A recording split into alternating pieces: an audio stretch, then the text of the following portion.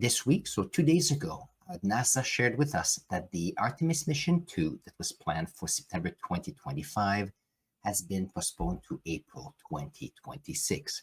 So let's see if we can look at some information about what came through this week. So let's see if we can do it this way. So here we have, so where are the dates? There you go. So the agency announced that the April 26 is the current date. Now you have to keep in mind that in January of this year, the launch that was planned for earlier was moved to September 2025, and now it's postponed a little bit more. And that brings it so Artemis 2 is a project that will bring 4 astronauts, including one Canadian astronaut, Jeremy Hansen, to space for, I think it's about a 10-day mission to go around the moon and come back to Earth. Now, this Artemis 2 project will be followed in mid-2027 with Artemis 3, where we'll have a 30-day mission where we will have a few astronauts actually land on the moon, something that we haven't done for the last, since I think the 60s and the 70s, and therefore people are waiting for that nicely. So let's see why they may have postponed the time. And one of this was about the Orion heat shield that they've been working on lately.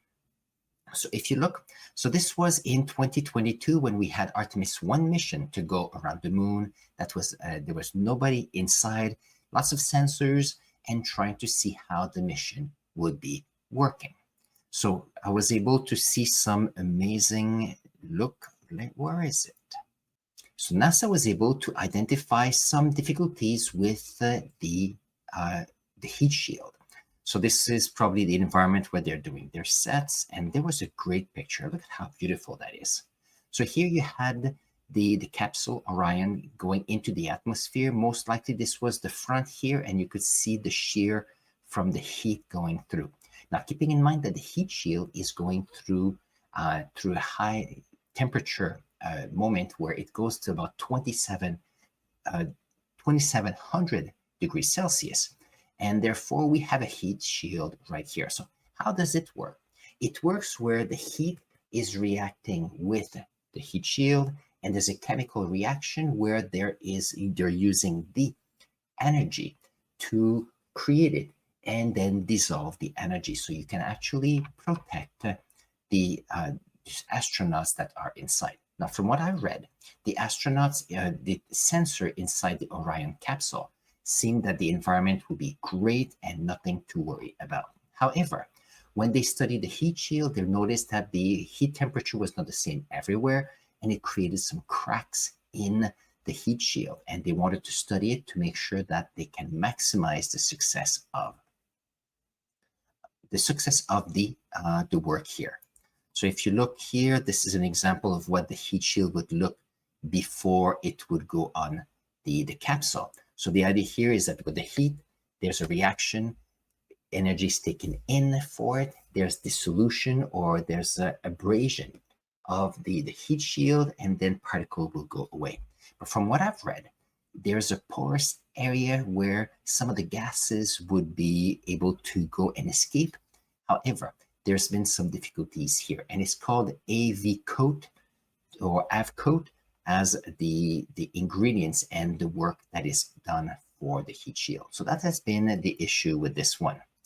Now, I've also learned that they have decided to use skipping to take care of return to the planet. So here we have that the Apollo mission, here would have the capsule going in very quickly, slowed down in the atmosphere, and then parachute will come. And then, so here we could not really control where the landing would be. So by using the skipping entry, what would happen is here the capsule will go in, would slow down, and then skip in the atmosphere. And then you can have a range. So here's a short skip entry, and here's a long skip entry. So the short one would be probably all the way to 3,500 kilometers of the capsule in the atmosphere, whereas the long skip entry would have probably let's say 6,000 kilometers or 65,000 kilometers, in which case that means that regardless where the capsule would go in the atmosphere, they would actually be able to control where the landing would be. So the whole point here is that if you can control the entry of the capsule by skipping it, what will happen is that they would be able to predict where the landing would be within probably 15 to 20 kilometers square, which would narrow down the resources needed to intercept it once it lands in water. So I think that is very interesting, but that means that here there'll be the heat shield would work, and then by skipping it, it will do two things. It will create the heat from the reentry, but it will divide it in two parts, in one part right here and one part right here. So here to protect the heat shield a little bit. Second, it will also help the astronauts, because if you keep here, as the astronauts are getting closer to the Earth, the gravity is increasing quite a bit because they are going from a very high speed to a low speed. So let's see if I have the speed right here. So I don't have the speed, but it's going from thousands of kilometers an hour to a few hundred kilometers an hour before the parachutes can go in.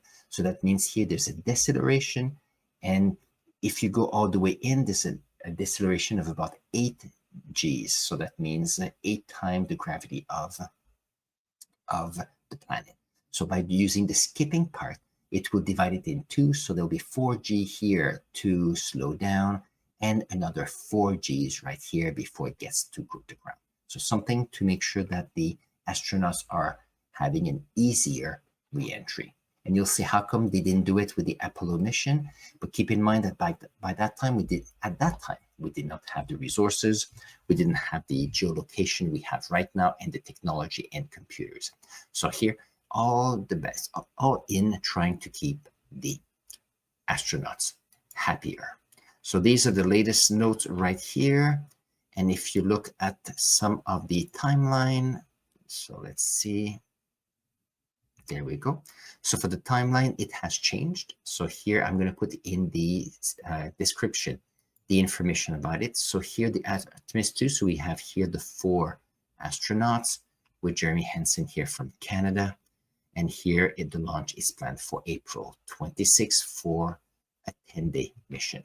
Now it's going to be interesting because if you go to Artemis 3, that is now scheduled for 2027. There we go. It's supposed to be a 30-day mission with a crew landing on the surface for about a week or so. So that will be exciting. And leading to the Artemis 4. So Artemis 4 is planned for later. I don't think there's any dates for this yet. Nope.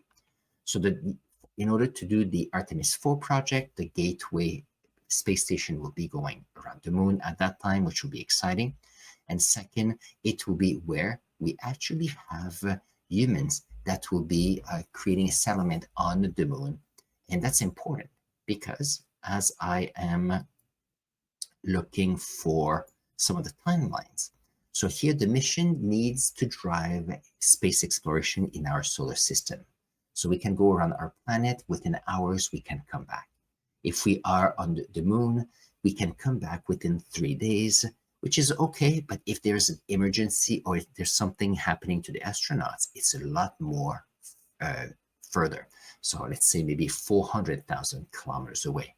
But if you think of Mars, if something happens, then it's 9 months away.